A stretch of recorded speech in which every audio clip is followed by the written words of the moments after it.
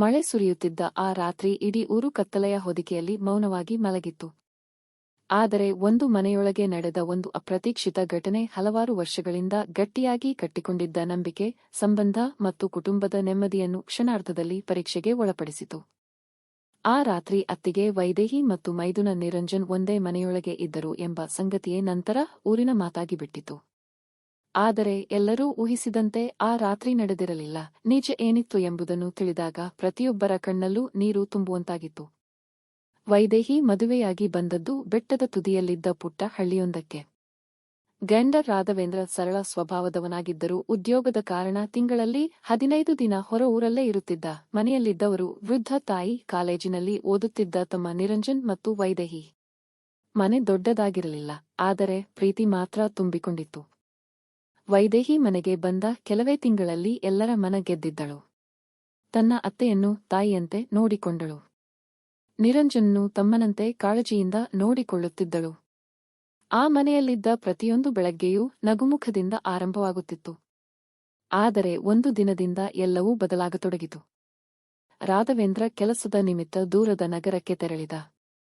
ಮಳೆಗಾಲ ಆರಂಭವಾಗಿತ್ತು. ಬೆಟ್ಟದ ರಸ್ತೆಗಳು ಜಾರುವಂತಾಗಿದ್ದವು.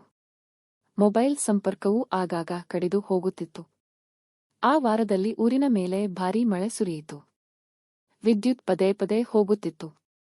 ಹಳ್ಳಿಯ ಜನರು ಸೂರ್ಯಾಸ್ತವಾದ ತಕ್ಷಣ ಮನೆಯೊಳಗೆ ಬಾಗಿಲು ಹಾಕಿಕೊಂಡು ಕುಳಿತುಕೊಳ್ಳುತ್ತಿದ್ದರು. ಅಂತಹ ಒಂದು ರಾತ್ರಿ ವೈದೇಹಿಗೆ ಅತ್ತೆಯ ಆರೋಗ್ಯದಲ್ಲಿ ಏಕಾಏಕಿ ಬದಲಾವಣೆ ಕಂಡುಬಂತು. ಅತ್ತೆಗೆ ಉಸಿರಾಟದ ತೊಂದರೆ ಆರಂಭವಾಯಿತು. ಮನೆಯಲ್ಲಿದ್ದ ಔಷಧಿ ಸಾಲಲಿಲ್ಲ. ಹೊರಗೆ ಮಳೆ ಧಾರಾಕಾರವಾಗಿ ಸುರಿಯುತ್ತಿತ್ತು. ಆಸ್ಪತ್ರೆ 10 ಕಿಲೋಮೀಟರ್ ದೂರದಲ್ಲಿತ್ತು. ಆ ಕ್ಷಣದಲ್ಲಿ ಮನೆಯೊಳಗೆ ಇದ್ದ ಏಕೈಕ ಪುರುಷ ನಿರಂಜನ್. ಇಬ್ಬರು ಸೇರಿ ಅತ್ತೆಯನ್ನು ಆಸ್ಪತ್ರೆಗೆ ಕರೆದೊಯ್ಯಬೇಕೆಂದು ತೀರ್ಮಾನಿಸಿದರು. ಆದರೆ ಹೊರಗೆ ಹೆಜ್ಜೆ ಇಟ್ಟ ತಕ್ಷಣ ಗಾಳಿ, ಮಳೆ ಮತ್ತು ಕತ್ತಲೆ ಅವರನ್ನು ಸಂಪೂರ್ಣವಾಗಿ ಆವರಿಸಿಬಿಟ್ಟವು. ರಸ್ತೆಯ ಮಧ್ಯೆ ದೊಡ್ಡ ಮರ ಬಿದ್ದಿದ್ದರಿಂದ ವಾಹನ ಮುಂದೆ ಸಾಗಲಿಲ್ಲ. ಅತ್ತೆಯ ಸ್ಥಿತಿ ಹದಗೆಡುತ್ತಿತ್ತು. ಹತ್ತಿರದಲ್ಲಿದ್ದ ಹಳೆಯ ಅರಣ್ಯ ಇಲಾಖೆಯ ವಿಶ್ರಾಂತಿ ಕಟ್ಟಡದೊಳಗೆ ಕೆಲಕಾಲ ಆಶ್ರಯ ಪಡೆಯಬೇಕಾಯಿತು. ಅಲ್ಲಿ ಮೊಬೈಲ್ ಸಂಪರ್ಕ ಇರಲಿಲ್ಲ. ಹೊರಗೆ ಮಿಂಚು ಗುಡುಗು, ಒಳಗೆ ಆತಂಕ. ಅತ್ತೆಯ ಉಸಿರಾಟದ ಶಬ್ದ ಮಾತ್ರ ಕೇಳಿಸುತ್ತಿತ್ತು. ವೈದೇಹಿ ತನ್ನ ಭಯವನ್ನು ಮರೆಮಾಚಿಕೊಂಡು ಅತ್ತೆಯ ತಲೆಯನ್ನು ಮಡಿಲಲ್ಲಿ ಇಟ್ಟುಕೊಂಡಳು. ನಿರಂಜನ್ ನೆರವಿಗಾಗಿ ಹೊರಗೆ ಹೋಗಬೇಕೋ ಅಥವಾ ಅತ್ತೆಯ ಬಳಿ ಉಳಿಯಬೇಕೋ ಎಂಬ ಗೊಂದಲದಲ್ಲಿ ಸಿಲುಕಿಕೊಂಡನು. ಕೊನೆಗೆ ಅಪಾಯವನ್ನೇ ಲೆಕ್ಕಿಸದೆ ಮಳೆಯಲ್ಲಿ ಓಡಿ ಸಹಾಯ ತರಲು ಹೊರಟ. 1 ಗಂಟೆ ಕಳೆಯಿತು. 2 ಗಂಟೆ ಕಳೆಯಿತು. ನಿರಂಜನ್ ಹಿಂದಿರುಗಲಿಲ್ಲ. ವೈದೇಹಿಯ ಮನಸ್ಸಿನಲ್ಲಿ 1000 ಪ್ರಶ್ನೆಗಳು ಹುಟ್ಟಿದವು. ಅವನಿಗೂ ಏನಾದರೂ ಆಗಿದೆಯೇ ಎಂಬ ಭಯ ಕಾಡತೊಡಗಿತು. ಅಷ್ಟರಲ್ಲಿ ಬಾಗಿಲಿನ ಹೊರಗೆ ಯಾರೋ ಹೆಜ್ಜೆ ಹಾಕಿದ ಶಬ್ದ ಕೇಳಿಸಿತು. ಬಾಗಿಲು ತೆರೆದಾಗ ಸಂಪೂರ್ಣ ನೆನೆಯುತ್ತಿದ್ದ ನಿರಂಜನ್ ಜೊತೆ ಇಬ್ಬರು ಗ್ರಾಮಸ್ಥರು ಮತ್ತು ಆರೋಗ್ಯ ಸಿಬ್ಬಂದಿ ನಿಂತಿದ್ದರು.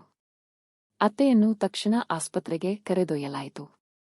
ವೈದ್ಯರು ಸಮಯಕ್ಕೆ ತಂದಿದ್ದೀರಿ ಎಂದು ಹೇಳಿದರು. ಇನ್ನೂ ಸ್ವಲ್ಪ ತಡವಾಗಿದ್ದರೆ ಪ್ರಾಣಾಪಾಯವಾಗುತ್ತಿತ್ತು. ಆ ರಾತ್ರಿ ನಡೆದದ್ದು ಅಲ್ಲಿಯೇ ಮುಗಿದಿದ್ದರೆ ಯಾರ ಜೀವನವೂ ಬದಲಾಗುತ್ತಿರಲಿಲ್ಲ. ಆದರೆ ಮರುದಿನ ಬೆಳಗ್ಗೆ ಊರಿನಲ್ಲಿ ವಿಚಿತ್ರ ಮಾತುಗಳು ಹರಡತೊಡಗಿದವು. ರಾತ್ರಿ ವೈದೇಹಿ ಮತ್ತು ನಿರಂಜನ್ ಒಟ್ಟಿಗೆ ಹೊರಗಿದ್ದರು. ಮಧ್ಯರಾತ್ರಿಯವರೆಗೂ ಮನೆಗೆ ಬರಲಿಲ್ಲ ಎಂಬ ತುಣುಕು ಮಾಹಿತಿ ಊಹಾಪೋಹಗಳಿಗೆ ಆಹಾರವಾಯಿತು. ಸತ್ಯ ತಿಳಿಯದವರು ತಮ್ಮದೇ ಕತೆಗಳನ್ನು ಕಟ್ಟಿಕೊಂಡರು. ಕೆಲವರು ಕಣ್ಣಾರೆ ನೋಡಿದಂತೆ ಸುಳ್ಳುಗಳನ್ನು ಹೇಳತೊಡಗಿದರು. ವೈದೇಹಿ ಮನೆ ಬಿಟ್ಟು ಹೊರಗೆ ಬರಲು ಹೆದರಿದಳು. ನಿರಂಜನ್ ಕಾಲೇಜಿಗೆ ಹೋಗುವುದನ್ನೇ ನಿಲ್ಲಿಸಿದ. ಕೆಲ ದಿನಗಳ ನಂತರ ರಾಘವೇಂದ್ರ ಮನೆಗೆ ಬಂದ. ಊರಿನಲ್ಲಿ ಕೇಳಿದ ಮಾತುಗಳು ಅವನ ಮನಸ್ಸಿನಲ್ಲೂ ಸಂಶಯದ ಬೀಜ ಬಿತ್ತಿದವು. ಅವನು ವೈದೇಹಿಯನ್ನು ಏನೂ ಕೇಳಲಿಲ್ಲ. ಆದರೆ ಅವನ ಮೌನವೇ ವೈದೇಹಿಗೆ 1000 ಪ್ರಶ್ನೆಗಳಿಗಿಂತ ಹೆಚ್ಚು ನೋವು ಕೊಟ್ಟಿತು. ನಂಬಿಕೆಯಿಂದ ಕಟ್ಟಿದ ಸಂಬಂಧದಲ್ಲಿ ಮೊದಲ ಬಾರಿಗೆ ಕಾಣದ ಗೋಡೆ ಏಳತೊಡಗಿತು. ಮನೆ ಒಂದೇ ಆಗಿದ್ದರೂ ಮನಸ್ಸುಗಳು ದೂರವಾಗುತ್ತಿದ್ದವು. ವೈದೇಹಿ ತನ್ನನ್ನು ತಾನು ಸಮರ್ಥಿಸಿಕೊಳ್ಳಬೇಕೆಂದು ಬಯಸಿದಳು.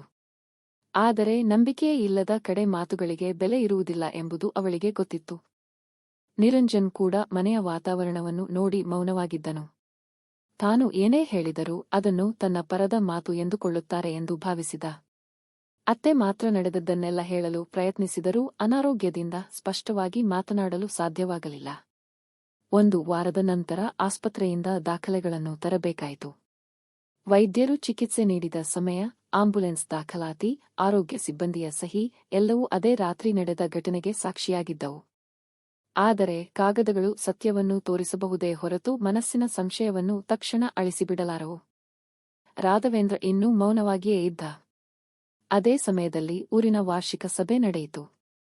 ಅಲ್ಲಿ ಆರೋಗ್ಯ ಸಿಬ್ಬಂದಿ ಆ ರಾತ್ರಿ ನಡೆದ ಘಟನೆಯನ್ನು ಎಲ್ಲರ ಮುಂದೆಯೇ ವಿವರಿಸಿದರು. ಭಾರೀ ಮಳೆಯ ನಡುವೆ ನಿರಂಜನ್ ಪ್ರಾಣದ ಹಂಗು ತೊರೆದು ಸಹಾಯ ತರಲು ಓಡಿದ್ದ. ವೈದೇಹಿ ಅತ್ತೆಯ ಜೀವ ಉಳಿಸಲು ಧೈರ್ಯದಿಂದ ಹೋರಾಡಿದ್ದಳು. ಅವರು ಮಾಡಿದ ಕೆಲಸವನ್ನು ಹೊಗಳಬೇಕಾದರೆ ಊರು ಅದನ್ನೇ ತಪ್ಪಾಗಿ ಅರ್ಥ ಮಾಡಿಕೊಂಡಿತ್ತು ಎಂಬ ಸತ್ಯ ಎಲ್ಲರ ಮುಂದೂ ಬಹಿರಂಗವಾಯಿತು. ಸಭೆಯ ನಂತರ ಹಲವರು ಕ್ಷಮೆ ಕೇಳಿದರು. ಆದರೆ ಕೆಲವು ಮಾತುಗಳು ಒಮ್ಮೆ ಹೊರಬಂದರೆ ಅವು ಬಿಟ್ಟ ಗಾಯಗಳು ಬೇಗ ಗುಣವಾಗುವುದಿಲ್ಲ. ವೈದೇಹಿಯ ಕಣ್ಣಲ್ಲಿ ಕಣ್ಣೀರು ತುಂಬಿತು. ಅವಳು ಯಾರ ಮೇಲೂ ಕೋಪಗೊಂಡಿರಲಿಲ್ಲ. ಆದರೆ ಒಂದು ಸುಳ್ಳು ಮಾತು ಎಷ್ಟು ದೊಡ್ಡ ಕುಟುಂಬವನ್ನು ಒಡೆದುಹಾಕುವ ಶಕ್ತಿ ಹೊಂದಿರುತ್ತದೆ ಎಂಬುದನ್ನು ಬದುಕಿನಲ್ಲೇ ಅನುಭವಿಸಿದ್ದಳು. ಆ ರಾತ್ರಿ ರಾಘವೇಂದ್ರ ಮೊದಲ ಬಾರಿಗೆ ವೈದೇಹಿಯ ಎದುರು ತಲೆ ತಗ್ಗಿಸಿದ. ತನ್ನ ಮೌನವೇ ಅವಳಿಗೆ ಅತಿ ದೊಡ್ಡ ಶಿಕ್ಷೆಯಾಗಿದೆ ಎಂದು ಒಪ್ಪಿಕೊಂಡ. ನಂಬಿಕೆ ಇದ್ದಿದ್ದರೆ ಊರಿನ ಮಾತಿಗಿಂತ ಹೆಂಡತಿಯ ಕಣ್ಣನ್ನು ಮೊದಲು ಓದಬೇಕಿತ್ತು ಎಂದು ಹೇಳಿದ. ನಿರಂಜನ್ ಕೂಡ ತನ್ನ ಅಣ್ಣನನ್ನು ಅಪ್ಪಿಕೊಂಡು ಅತ್ತನು. ಆ ಮನೆಯೊಳಗೆ ಹಲವು ದಿನಗಳ ನಂತರ ಮತ್ತೆ ನೆಮ್ಮದಿ ಮರಳಿತು. ಕಾಲ ಕಳೆದಂತೆ ಆ ಘಟನೆ ಊರಿನ ಜನರಿಗೆ ಒಂದು ಪಾಠವಾಯಿತು. ಯಾರ ಜೀವನದ ಬಗ್ಗೆ ಸಂಪೂರ್ಣ ಸತ್ಯ ತಿಳಿಯದೆ ತೀರ್ಪು ನೀಡಬಾರದು ಎಂಬ ಅರಿವು ಮೂಡಿತು. ವೈದೇಹಿ ಮತ್ತು ನಿರಂಜನ್ ನಡುವಿನ ಸಂಬಂಧ ಯಾವಾಗಲೂ ಅಕ್ಕ-ತಮ್ಮನ ಮಮತೆಯಷ್ಟೇ ಆಗಿತ್ತು. ಆದರೆ ಕತ್ತಲೆಯೊಂದು ರಾತ್ರಿ, ಕೆಲವು ಅಪೂರ್ಣ ದೃಶ್ಯಗಳು ಮತ್ತು ಜನರ ಕಲ್ಪನೆಗಳು ಅದನ್ನು ಬೇರೆ ರೀತಿಯಲ್ಲಿ ಚಿತ್ರಿಸಿದ್ದವು. ಕೊನೆಗೆ ಸತ್ಯ ತಡವಾಗಿ ಬಂದರೂ ಅದು ಎಲ್ಲರ ಮುಖವಾಡವನ್ನು ಕಳಚಿತು. ಆ ಮನೆಯವರು ಮತ್ತೆ ಒಂದಾದರು. ಆದರೆ ಆ ರಾತ್ರಿ ಅವರಿಗೆ ಜೀವನ ಪೂರ್ತಿ ಮರೆಯಲಾಗದ ಪಾಠವನ್ನು ಕಲಿಸಿತು. ಸಂಬಂಧಗಳನ್ನು ಒಡೆಯುವುದು ಘಟನೆಗಳು ಅಲ್ಲ, ಸತ್ಯವನ್ನು ತಿಳಿಯದೆ ಕಟ್ಟುವ ಅನುಮಾನಗಳು. ದಯವಿಟ್ಟು ಈ ವಿಡಿಯೋಗೆ ಒಂದು ಲೈಕ್ ಮಾಡಿ ಮತ್ತು ನಮ್ಮ ಚಾನೆಲ್ನ್ನು ಸಬ್ಸ್ಕ್ರೈಬ್ ಮಾಡಿಕೊಳ್ಳಿ.